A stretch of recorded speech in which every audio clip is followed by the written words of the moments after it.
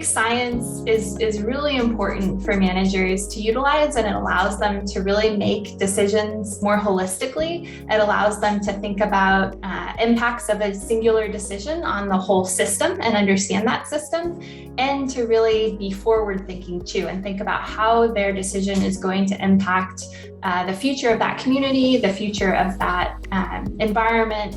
I really got my start in college, and I was involved in a citizen science water quality monitoring group. And from there, I led water quality monitoring efforts of local beaches, and that data was posted on a website and posted in the university newspaper. And it was kind of my first introduction to how science can be used to help people make decisions. In this case, it was whether they wanted to go swimming or not, and to help keep people safe. And I just really loved that. And since then, I've worked in the public sector, so EPA, and now at a local government water authority to do that same thing, to really develop tools and technologies and help communicate science to decision and policymakers so that they can really help people stay safe.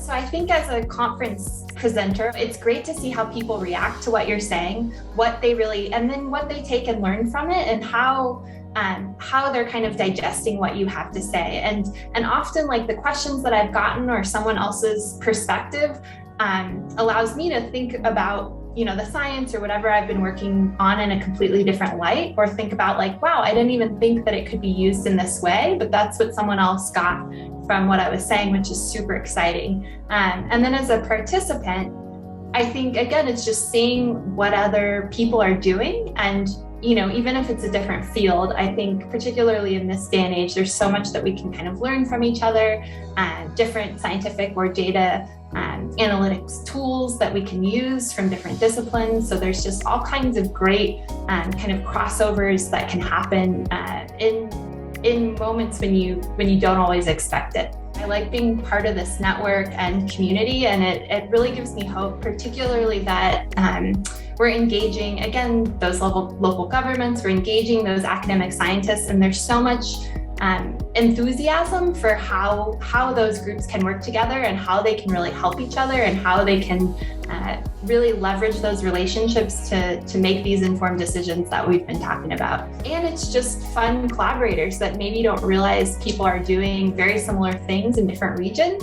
And then it's, then you get the opportunity to kind of converse and hopefully get to know them and leverage what you're doing so that it can have a bigger impact. My life has revolved around water since I was a kid. So I'm a surfer and scuba diver, snorkeler, swimmer, lifeguard, everything. So I think, it was a hobby. And as I mentioned earlier, getting in as kind of a citizen scientist in the beginning really made me see that it could also be a career to protect this thing that gives me so much joy and comfort in my own life. I could protect it for other people to use it too.